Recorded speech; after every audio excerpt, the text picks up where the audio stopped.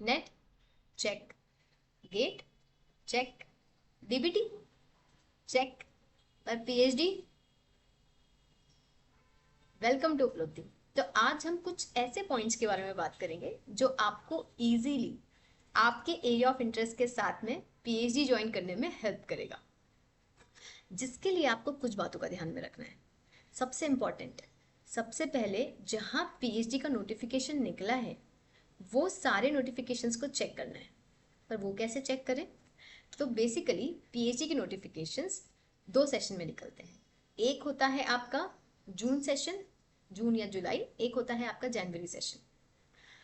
ये नोटिफिकेशंस के अपडेट्स जो होते हैं वो हम अपने यूट्यूब चैनल पे या इंस्टाग्राम चैनल पे टाइम पे डालते रहते हैं, तो आप हमें फॉलो कर सकते हैं। प्लस हमारा एक व्हाट्सएप ग्रुप है, उसे ज्वाइन कर सकते हैं, जहाँ बहुत सारे एग्जाम्स और पीएचडी के नोटिफिकेशंस आते रहते हैं। सेकेंड थिंग, अगर आपने नोटिफिकेशन को फिल कर दिया है तो नोटिफिकेशन को फिल करने से पहले कुछ चीज़ों का ध्यान रखना है। वेरी फर्स्ट इज कि आपका एरिया ऑफ इंटरेस्ट क्या है। एरिया ऑफ इंटरेस्ट चेक करने के लिए आप कुछ पेपर्स पढ़ सकते हैं या आप रिसेंट के रिसर्चेस को स्टडी कर सकते हैं।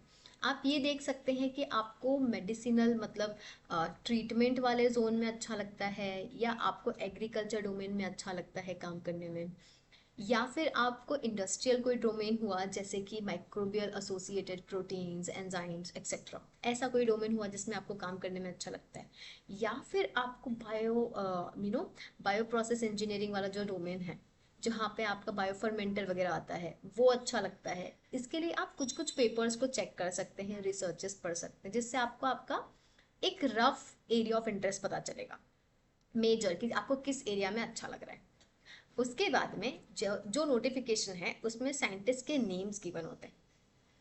आप उन साइंटिस्ट के प्रोफाइल को चेक करके भी पता कर सकते हैं कि कौन कौन से साइंटिस्ट किस किस टॉपिक पे काम कर रहे हैं। ओके, वंस यू डिसाइडेड कि हाँ ये 2-3 साइंटिस्ट का जो वर्क है वो मेरे एरिया ऑफ इंटरेस्ट से कहीं ना कहीं अलाइन कर रहा है, तो थर्ड वेरी इंपॉर्टेंट थिंग जो आती है वो आता है एसओपी राइटिंग। मतलब फॉर्म फिल जब आप करेंगे तो आपसे एक एसओपी मांगा जाएगा। SOP is statement of purpose.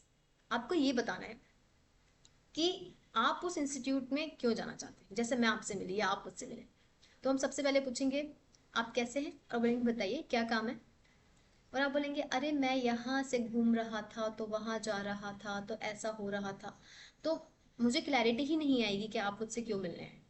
Likewise किसी भी इंस्टीट्यूट में जब आप अप्लाई करेंगे तो आपके स्टेटमेंट ऑफ पर्पस ही आपको रिप्रेजेंट करेगा। उसको लिखने के लिए आप अच्छे से अपना टाइम इन्वेस्ट करें। अगर आपको लगता है कि आपको इसमें भी हेल्प चाहिए तो आप हमें रीच आउट कर सकते हैं। ठीक है, हमारे डिटेल्स आपको कमेंट सेक्शन में मिल जाएंगे, डिटेल सेक्शन में मिल जाएंगे, बाकी आप कमेंट्स करके हमें बता सकते हैं। अगर आपने एसओपी डिसाइड कर लिया है तो फिर आप अप्लाई करना स्टार्ट करें। जब आप एप्लीकेशंस कर लेंगे, सब कर लेंगे, तो उसके बाद में आप चाहें तो उन साइंटिस्ट को एसओपी के साथ में पर्सनल ईमेल भी कर सकते हैं। जो जो साइंटिस्ट है उनके ईमेल आईडीज आपको इजीली वेबसाइट से मिल जाएंगे, जिस भी इंस्टीट्यूट में आप अप्लाई कर रहे हैं। आप उन्हें मेल करके पर्सनली बोल सकते हैं sir this is my general area of interest और my SOP, kindly go through it, and मैं इंटरेस्टेड हूँ आपके साथ काम करने के लिए क्योंकि मुझे ये एरिया ऑफ इंटरेस्ट काफ़ी अच्छा लगता है, ये मेरा एक पर्पस है, ये एक मेरा ब्रीफ या रफ रिसर्च प्लान है जो मैं करना चाहता हूँ।